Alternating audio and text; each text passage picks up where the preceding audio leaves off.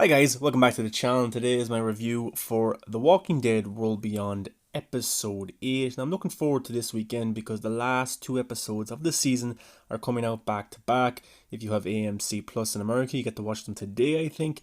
And tomorrow before Sunday's big finale. I'm looking forward to it, I really am. And I think the last few episodes have been pretty solid from a story standpoint and showing more backstory to interesting characters like Hook, and in this episode, Silas. So Silas has turned into probably my favorite character of the bunch. I really do. I really like him.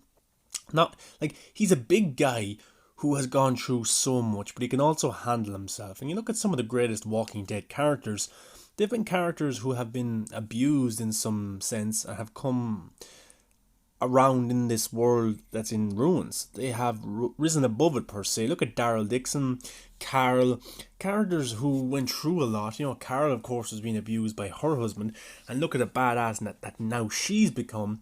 I think Silas could have a similar journey like that. We'll get to see at the end of the episode, obviously he kills a walker, so he seems to be back in that kind of headspace where he can look after himself and he isn't afraid to kill when he has to. But this was a big episode focused on Silas. His backstory, you really feel for Silas, you really do. It looks like his father physically abused them, mentally abused them, and actually maybe sexually. I don't know. I just kind of they didn't really show anything like that, but it is a possibility because the father, I just got weird vibes from throughout the episode, especially that scene where they're both listening to music and they're kind of lying down together. I don't know, maybe that's just me, but you really feel for the character big time, and he's gone through a lot of shit. And people talk about him back at the school, people judge him without trying to get to know him. And now that finally we've gotten the chance to get to know Silas, we've got to see his backstory. Now we can feel for the character a lot more. So at the end of the last episode, Percy seems to be gone missing, maybe dead, and his uncle was brutally killed. And of course Silas was left there with bloody hands, and it looks like he was in some state. So the group obviously thought, has Silas killed him? Is Silas the one who has done this? And go by Silas's old history with his father and things like that, the group has a good reason to think so. But the group doesn't know what to do with him. Do they leave him behind? Do they go on without him? Or do they bring this person who might be mentally ill, who might be a little bit crazy with them on this journey, who he could turn on them at any moment? But I like the dynamic between all of the group in this episode, because some of them want to leave him behind and some of them want to bring him. He's part of their family. And I really like that dynamic because it brought something new. Hope wants to leave him behind because she wants to be selfish. She wants to focus on just her father. And she's kind of judging Silas by his actions, which is a bit hypocritical, because especially she's going through such an emotional barrier with her dealing with killing Elton's mother, and Elton's mother killing her mother. But now she's willing to leave Silas behind, who isn't perfect either, and she isn't perfect either. But she just looks like that she wants to get to her father no matter what. She doesn't care who she leaves behind in the end, which I didn't really like from her point of view. Iris doesn't know what to think. She doesn't know whether to bring Silas or leave him behind. You know, they kind of had a relationship a few episodes ago where you could see that the two of them actually liked each other, and maybe something was starting to blossom there, and it probably would have only Percy came on to the show. Iris started looking at him, probably got a little bit of a crush, pretty boy coming in, saving the day, things like that.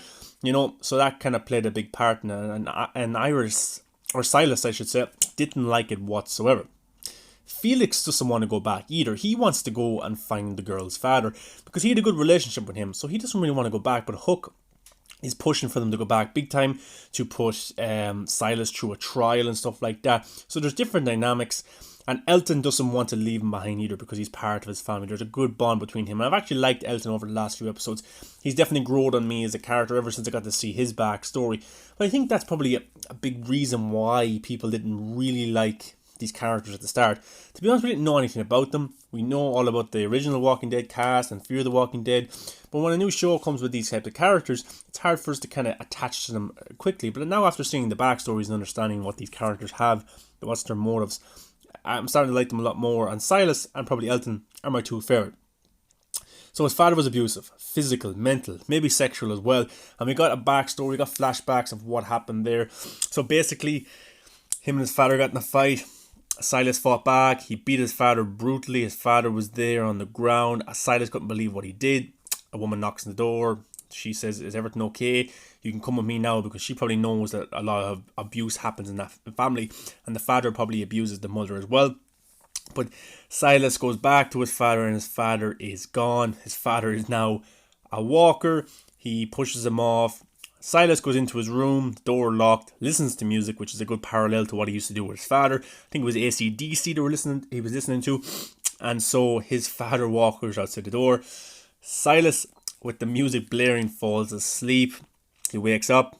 His father isn't at the door anymore, but his mother walks in. She was at work, and she gets attacked by his father. And I thought that she was going to get bitten, and that's why Silas is kind of depressed, because he's the reason his mother is dead as well, and his father.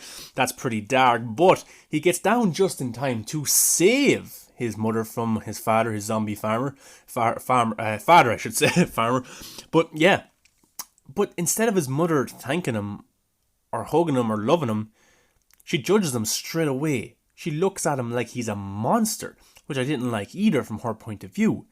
He has just saved her life. Like, they're in a zombie apocalypse, and this is how she's going to treat him. And that looks like that's the reason Silas was sent off, that wasn't around the family anymore. And I just thought it was pretty heartbreaking for him as a character. But it shows how strong and how tough he is, not only physically, but mentally, because he has gone through a lot as a character. And I think people who have gone through physical abuse, mental abuse, maybe sexual abuse as well, can relate to Silas as a character big time, because a lot of people go through stuff like that. And I, for one, I really like Silas's character. And at the end of the episode, he goes off on his own path. He tells Iris, look, I'm going to go. All I wanted to do was be free, and now I am free. And I'm going to go my own way. Elton tells Hope, look, I'm going to go find him. He's a better chance if I go and be with him and we both survive together. But as Elton is leaving, Hope tells him the big news: I killed your mother because your mother killed my mother. Elton can't believe it. He feels like his whole journey has been a lie. His whole belief has been a lie. And this group, this family, is now broken up. And yeah, they're at odds with each other. Iris is probably a little bit depressed that Percy is gone, don't know where he is.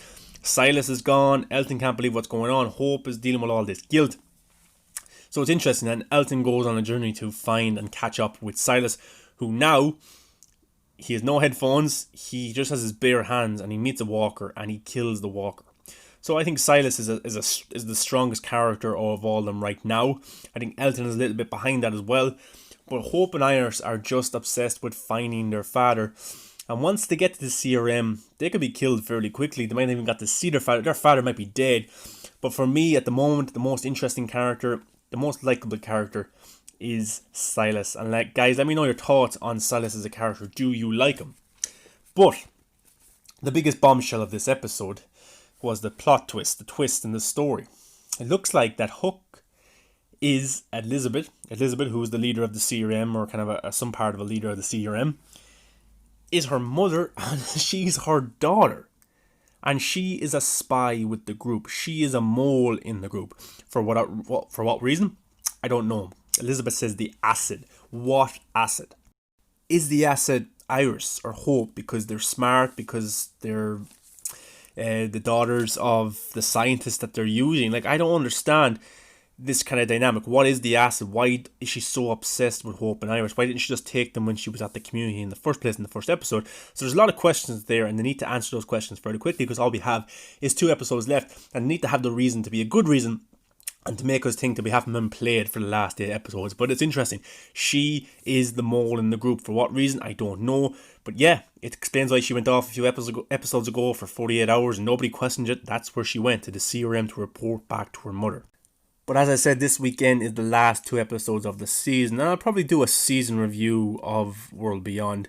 I very much enjoyed it. Probably the worst episode was episode 2, but other than that, the other episodes had something in them, they had something interesting, and I was interested in the characters, and now, after spending a full season with them, I feel like I know the characters, and I'm interested more into their stories, and I'm looking forward to season 2, and I wonder will there be a Rick Grimes reveal, some kind of Easter egg hint towards the movies? I hope so. But guys, have you liked this season of World Beyond? 8 episodes in. Are you going to be coming back for the last 2 episodes? Hopefully you finish out the season, but will you come back for a season 2? I'll do my reviews as the moment I see the last 2 episodes. I'm really looking forward to them, so I'll try and get the review up quick. But guys, let me know in the comments what you think of this episode. Give a like, subscribe, and guys, don't get bitten by a walker, because then you can't listen to my videos and we can't talk about The Walking Dead, so stay clear.